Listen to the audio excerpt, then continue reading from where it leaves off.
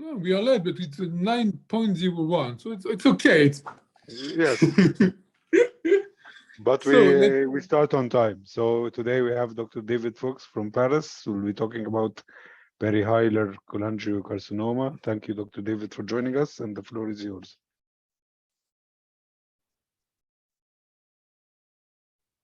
You can start by sharing your screen. Yes. Is it okay for you or not at all? Yes. Yes, you see the presentation? No, I don't see it. No, not yet. So I think share, which one? Drive? Oh, yes. This one is okay, I think so. Oh, it's not the good one. It's okay. Maybe it's okay. Can you see? Yes, we can see. Yes. So what are we talking about? We are talking about perihilar cholangiocarcinoma. So it means that this is a bile duct. So this is a main common bile duct. And here, this is a very, very, very small bile duct, very small. It means that less than 15 micromillimeters. So hilar cholangiocarcinoma is a large bile duct obstruction by a cancer. I'm not sure. No, I think this is not a perfect presentation. So just one moment, please. If I say stop the sharing and use another one, maybe it would be better. This one is not so good. This one. This is the same.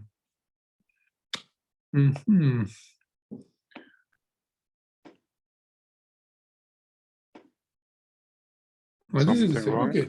No, it is not. I don't see nothing wrong. So, see, it looks like a PDF. So this is not a PDF. So we are talking about this. This it means that a large tumor invading the large bile duct around the biliary bifurcation. So I think we cannot see here. So what is the plan? So it means that first of all, this is an unusual tumor. So it means that in France, this is 60 cases per year. So it's very, very, very low. This is not a very frequent disease.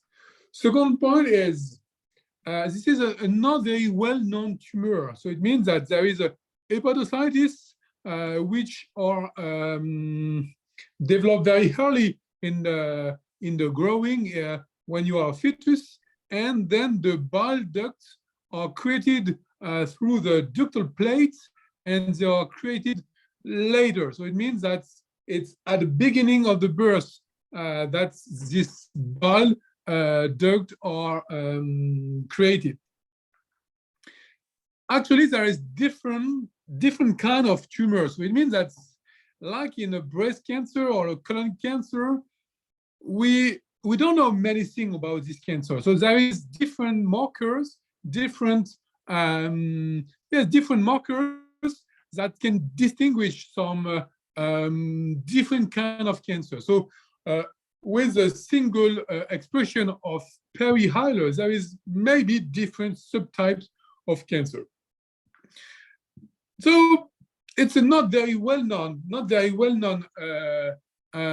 cancer, because there is very low rate of risk factor, not very well known risk factor. So what does it mean? That we know very well that the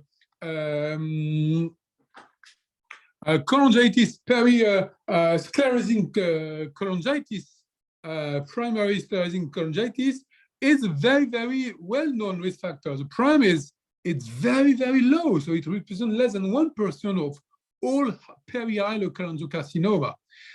In US, because it's the same. In Japan, it's very rare, so it's not frequent. Intrahepatic gallstone, not gallstone, but intrahepatic stone are very, very infrequent in Europe, in Middle East, or even in Japan. It's not a frequent disease. Caroli syndrome. There is known risk factor, but the problem is incidence is very, very, very low.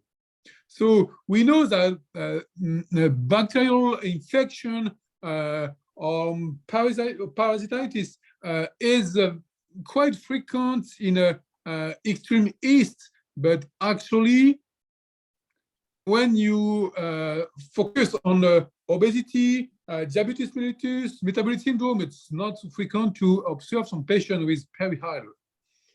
Second point is this is a very, very atypical lesion. So first of all, this is a very small tumor. So it means that 70% of all this cancer is less than 2 centimeters. So 80% is less than 3. So this is a very, very a small lesion. And most of the time, you cannot see it directly on the CT scan, but you can only see some indirect signs, such as biliary dilatation, and so it's not a large tumor. It is a single tumor, so it's different than intrahepatic cholangiocarcinoma. It's different than HCC or colorectal liver metastasis. This is a single lesion in most of cases. And this is most of cases, this is infiltrating tumor. So in this slide, you can observe this is very a segment of the bile duct wall. So this is a very, very atypical kind of extension, and there is very, very low rate of encapsulated tumor. So it's infrequent. So this is a very difficult to identify to clearly see. The extension is biliary. This is a definition, but there is more biliary extension in perihilar compared to intrahepatic cholangiocarcinoma. This is not exactly the same. In the intrahepatic, this is a large tumor, 7 centimeter in middle size, but here in perihilar, this is a totally different extension. And the problem is here you can see a normal bile duct with cholangioscopy, and here this is very interesting thing that you can observe that there is some invasion here about the bile duct wall.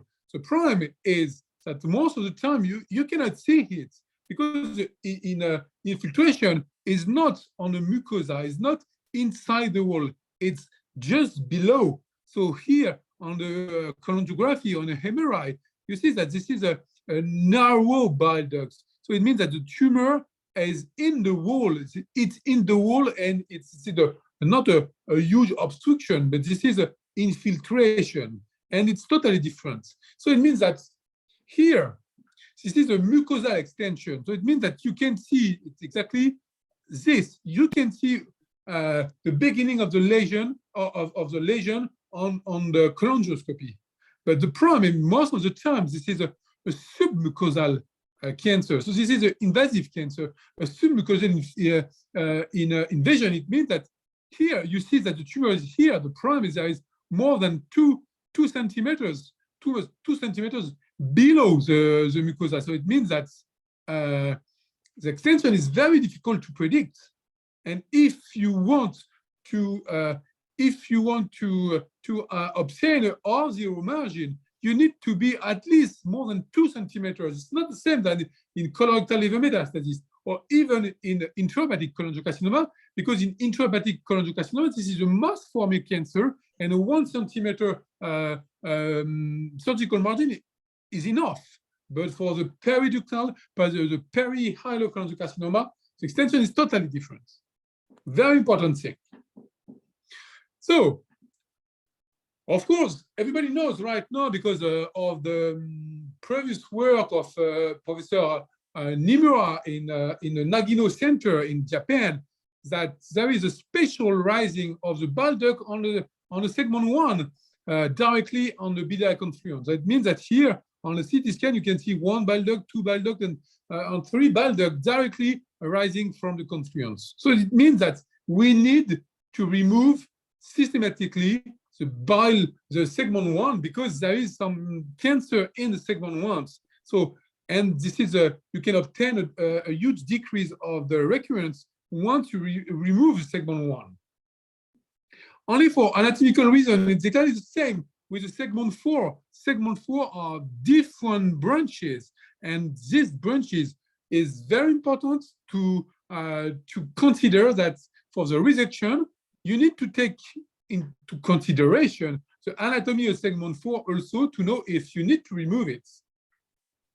And actually, of course, there is a biliary extension, but there is a portal extension in 15%, artery infiltration in 40%, and hepatic vein, it's not so frequent. So most of the time, in a large intrahepatic cholangiocarcinoma, you should keep in mind that in 1/4 of tumor, you need to remove the hepatic vein. But in perihilar, this is not the problem. The problem is the artery. The resectability is questionable at the time of the resection on the pedicule, because the extension is very interesting, because the artery here, the right branch of the hepatic artery, is just close to the CBD. And this is very interesting publication at the early 2000s. So it means that they measure the length between the common bile duct and the tumor to the right branch of the hepatic artery. And most of the time, this is less than 2 millimeters. So it was why we consider extended right hepatectomy in most cases, because of the branch of the right branch of the hepatic artery. Because from an anatomical point of view, it's very, very close. Of course, there is some exception. A patient who had a right hepatectomy coming from the SMA is totally different, because the right artery is a little bit more far than from the tumor, but it changes things. So the anatomy of the patient, anatomy of the artery, anatomy of the bile duct can change your strategy. So you need to check before. And here is this very interesting picture from some Peter Neuhaus from Berlin, and showing that he decided to remove the meso around the tumor, like in rectal cancer. In rectal cancer, you don't keep the fat around the tumor. You remove everything. So you need to remove the tumor and the surrounding area, so the fat. And in this article in 1999, he observed that a huge benefit of en bloc resection of the portal bifurcation. But unfortunately, these results were not confined. So it means that today, even in Berlin, they don't remove as a routine procedure the portal vein or the portal vein bifurcation, because there is a high rate of complication, and most of the time the vein is not involved. So it's very interesting that in less than 40% of cases, the vein is not involved. So maybe it's not necessary to remove the vein for this. And interestingly, even in the pancreas cancer, there is a huge invasion of nerves. So in liver resection, in liver surgery, we don't care about nerves. So the only point that we are cautious on pathology reports where they see, oh, there is some invasion of the nerve and so on. But this is not actually, we cannot consider this is a huge prognostic factor. The problem is there is a real extension in the nerve. And do not forget that 35%, it's around 40% of bile duct cancer, including intrahepatic and perihilar, have a lymph node involvement. So we should always keep in mind that the removing of the tumor is not the main message. And we should keep in mind that we need to remove all the lymph nodes in the hepatic pedicule. And we know that we need to remove at least 3 lymph nodes, and as an optimal thing, 6 lymph nodes, just to obtain a correct staging of this cancer.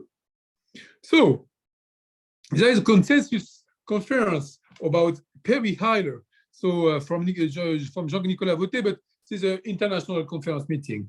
And they say that we need to have a CA99 level. So it's not very interesting because all these patients are jaundiced. Most of the time, there are some biliary drainage, there is some obstruction of the prosthesis, so of the stent. So it means that it's not so interesting to have a CA99. So confirmation with the biopsy is very infrequent. So it means that in less than 50%, we can obtain the diagnosis preoperatively. This is an important thing because it changes things. And the biopsy is not mandatory except in some very specific protocol with the liver transplantation. But actually, this is not routine.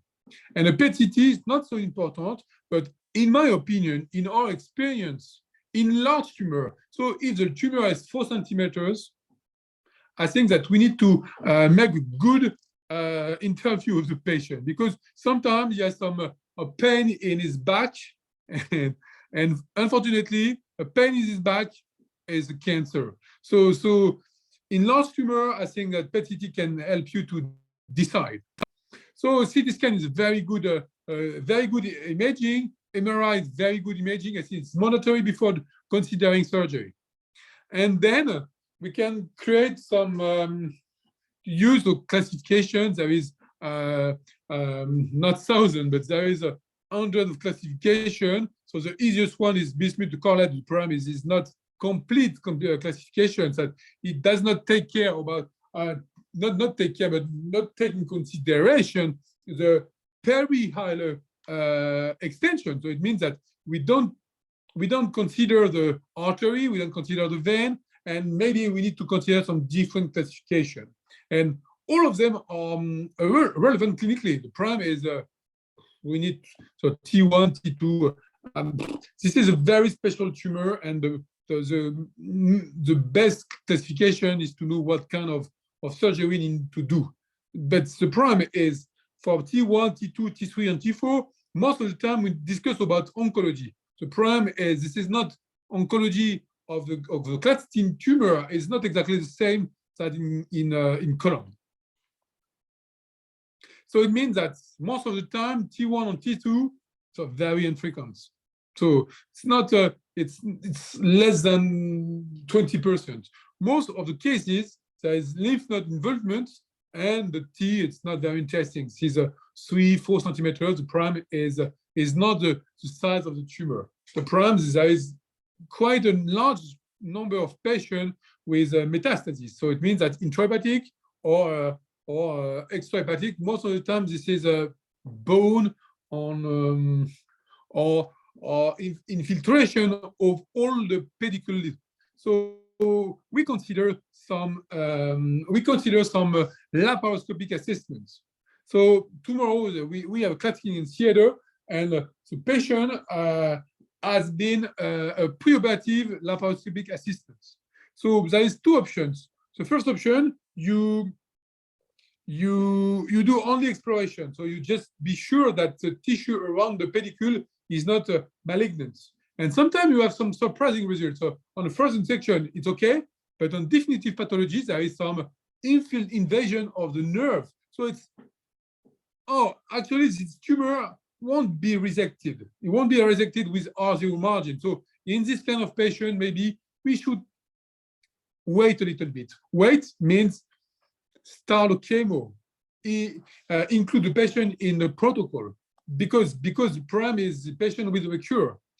And in this way, we can only select patient with stabilized and stable disease. So the patient of tomorrow, this is a 73 years old female with jaundice, and we started with a laparoscopic evaluation. We did many samples. We start with a lymphadenectomy actually, and first of all, there is no lymph node involvement, and all the tissue around the pedicule was negative. So in this way, we changed the strategy, and we needed to discuss about aggressive treatment, because this is aggressive treatment. If you want to obtain some satisfactory results, you need to use all your weapon to control the disease. So maybe sometimes this is chemo, but most of the time chemo is not so efficient because this is not large tumors, this is infiltrative tumor, and more of them is not so frequent. And the problem is that the surgery is complex. This is a complex surgery. So it means that we analyzed all the French experience 10 years ago, and we included 600 patients over 15 years, so it's not so frequent disease, but this is the beginning of the the beginning of my presentation. This is not a very, very frequent disease. And most of them are major hepatectomy. 90% are the lymphadenectomy, because we know that there is a lymph node invasion. Most of them, all of them, are a CBD resection, but 20% of vascular resection, and R1 resection is not so rare. So it means that in 1/4 of patients there is R1 extension. So if we want to have R0 resection, we just need to do some extensive resection, and it's very, very complex, because the problem is this is a small tumor. So the parenchyma is okay.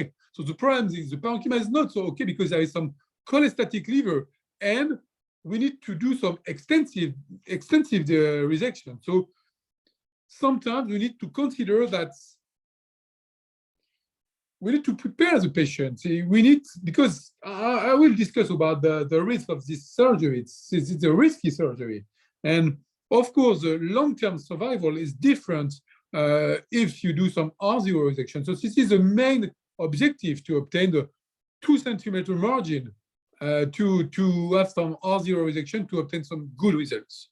But we know that the 10 millimeters is okay. The problem is we cannot see where is the limit of the tumor. So it's interesting to say, I try to do 1 centimeter. The problem is, if the tumor with the submucosal extension is 2 centimeters, you won't be R0. So yes, there is a problem about the pathological reports. So most of these pathological reports are incomplete. So it means that in 80% of pathological reports, there is some missing data. So the lymph node, okay, we know that there is a lymph node involvement of note, but the problem is we don't have many prognostic factors in this report. So we published a series showing that we need to standardize the report just to obtain all variables that could be influence the long-term outcomes. So right now, it means that how can we obtain R0 margin? Actually, with a 2 centimeter surgical margin, you will obtain an R0 margin in 90% of cases.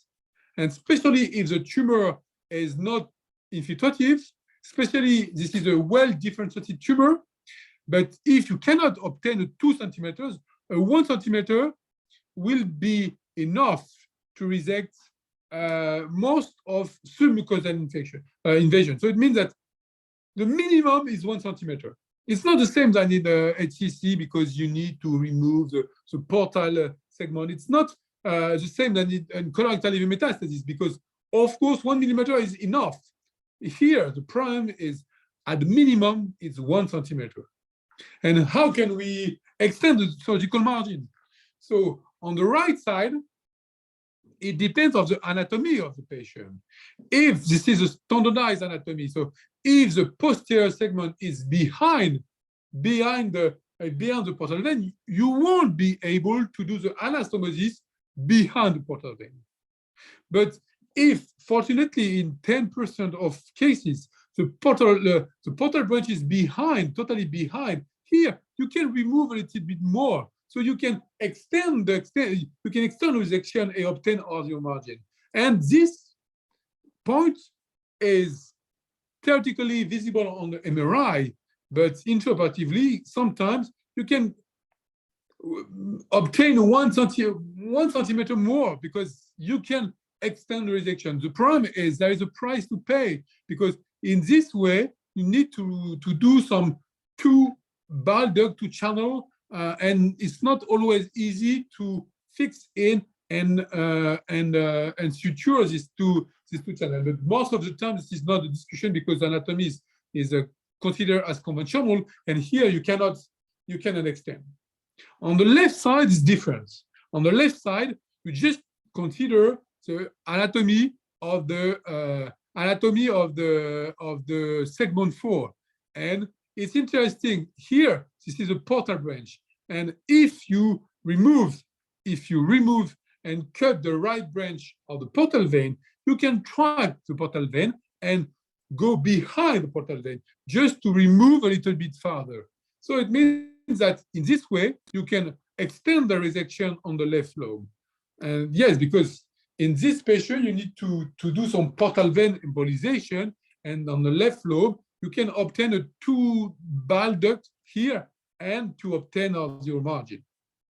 The problem is frozen section is not so good, because in most cases, when the frozen section is positive, your margin is positive. So it means that even if you remove 1 or 2 millimeters more, does not change anything. So you have one.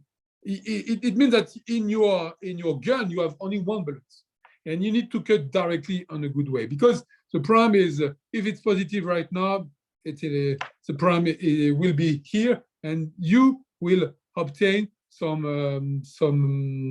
R0 margin with recurrence. So how can you? So the problem is not only bile ducts. There is only the artery, and there is all the portal vein, and it means that there is a discussion about en bloc resection. But today we consider that en bloc resection is not mandatory, and this is not a problem. And what about artery and portal vein resection? There is 50 cases in Japan in a department of Professor Nagino. It's a former boss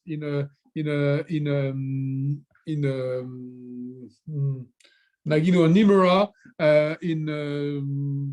I don't know the city, I don't remember, but it's very famous. This is a largest center in perihilar cholangiocarcinoma, and they consider that in some cases you can have a selection of patients with both portal vein and artery reconstruction.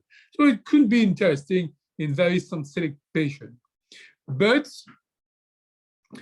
we should not forget that sometimes, just to obtain a good collaterality, you can ask to the radiologist to make some embolization of the proper hepatic artery, just to obtain a new branches from a celiac trunk, or for intercostal branches, or internal mammary artery, and so on. So could be interesting in some selected cases if you don't want to replace the artery. The problem is sometimes removing of artery is not in favor of resection. So it means that the risk of this surgery is too high. So you need to select very, very, very closely your patient, because there is a high risk of mortality. And here is this very interesting slide showing that when you need to remove the artery, in 80% of cases, there is involvement, pathological involvement. But about vein it's less than 50% of cases. So most of the time you can remove the tumor from the vein, but from the artery, if the artery is involved, there is no discussion. You need to remove the artery. So here, yes, this is about long-term, it's a 5-year survival. The problem is if you need to consider the artery resection, I think this is not a good way. So the patient will die before 5 years, but sometimes it can be discussed in very young patients, very highly selected cancer. But the problem, if you consider a huge population, maybe there is no benefit from this resection. And here, this is the experience of the Japanese team. And look, so all of this R1 resection, most of them, they die very early. So here we observe in a French experience that the risk to be death about the tumor after 12 months is a large tumor. So it means that this is not a molecular disease, but if the tumor is over than 3 centimeters, the risk of being dead with a tumor is very, very, very high. And the same that for intrahepatic cholangiocarcinoma. So it means that the mortality and the recent publication about benchmark show that the real mortality after perihilar is 14%, 14%. So it's very, very, very high. And it means that, and the patient died of liver failure and sepsis. This is the two major causes. So it means that we need to consider routinely portal vein embolization. So we need to do portal vein embolization as a routine protocol because this is a very, very high risk resection. And if we did not consider portal vein resection, portal vein embolization, the problem is the left lobe is not good enough, and the problem with the cholestatic and on the regeneration, on the vascular resection in 20%, the patient will die. So the embolization, portal vein embolization can decrease the R1 rates, can decrease the mortality and the morbidity. Should be done especially on the remnant liver. The bilirubin should be low because the problem of regeneration with a jaundiced patient is not so good, and maybe we need to wait 4 weeks before surgery. And here, this is very interesting thing that it shows that in a French experience that if this is a perihilar cholangiocarcinoma located on the right side, you need to consider biliary drainage. But if this is on the left side, you don't need, because if there is a left side pericholangiocarcinoma, the problem is the bile duct will be infected and you increase the death. So here, this is interesting that this is patient who died with or without biliary drainage. And it shows that we should consider biliary drainage only if you want to do a right or extended right hepatectomy. So what kind of drainage? Theoretically, we should consider percutaneous biliary drainage. The problem is there is no benefit of the biliary drainage. It's the easiest way for the radiologist. The problem is this is not so good for the patient, and there is a risk to obtain many drain, and the patient will have some sepsis, and this could be a nightmare for the patient. Oh, and yes, the question is, could we simplify? So maybe we should do liver transplant. And liver transplant, it's a fantastic thing. But the problem is, first of all, the protocol of the Mayo Clinic is not so good. So it means that there is a highly selected patient, and in some situations, the patient did not have cancer. So our liver transplant for benign disease, very, very good, very, very good treatment. So the patient won't have any recurrence because they don't have a cancer. And we started a randomized controlled trial in France, but we stopped it because there's not good results. So we stopped considering the liver transplantation for perihilar. So yes, this is a French protocol, but it's closed today. It does not work. So just to conclude, surgery is the best treatment in perihilar cholangiocarcinoma.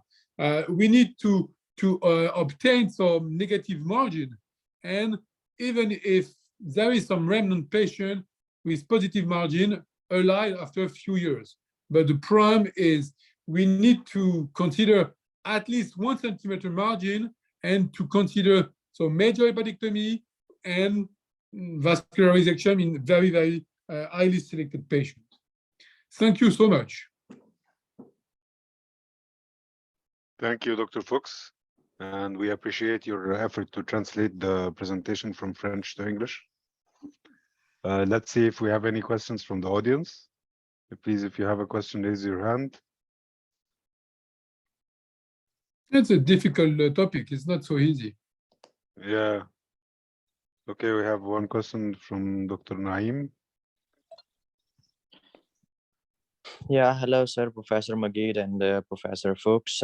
My question is, as Professor Fuchs showed in his slides that they don't do the preoperative biliary drainage. But what if the patient has altered bleeding or the clotting time? What is their strategy? So is there habit that they don't use the preoperative biliary drainage, or if it is select about the patient's condition? Thank you. So in more than 90% of cases, the patient is jaundiced. Okay, so theoretically, if you want to, if you need to remove the right liver, you need to consider biliary drainage, because it will increase the rate of R0, it will decrease the morbidity, it will decrease the it will improve the quality of the regeneration. But I don't consider biliary drainage only in patient, whatever the rate of bilirubin level, but only if we need to do a left side resection. That's all. The problem is the proximity of the tumor to the branch of the right branch of the hepatic artery is the limit. So the first thing I see when I see the perihilar, I check the branch of the right branch of the hepatic artery. If it's far, maybe we can consider, except the tumor involving the right ducts, but most of the time I check the artery. Okay, thank you. I appreciate it. Okay, do we have any other questions? Please, if you have a question, raise your hand.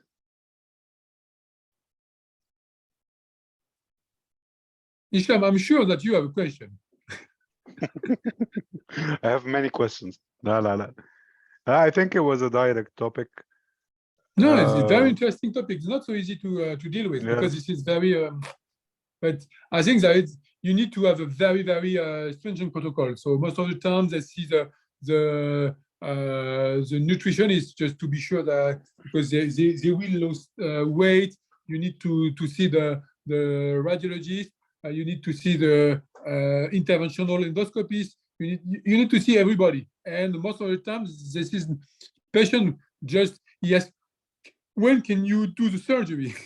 Oh, take time. First thing, we need to be sure that the tumor is not everywhere. So the PET-CT, then the laparoscopic assessment, then the portal vein embolization after the biliary drainage, because this is the right side in most of cases. So maybe most of the time it's 2 months after the first consultation with the surgeon. Okay.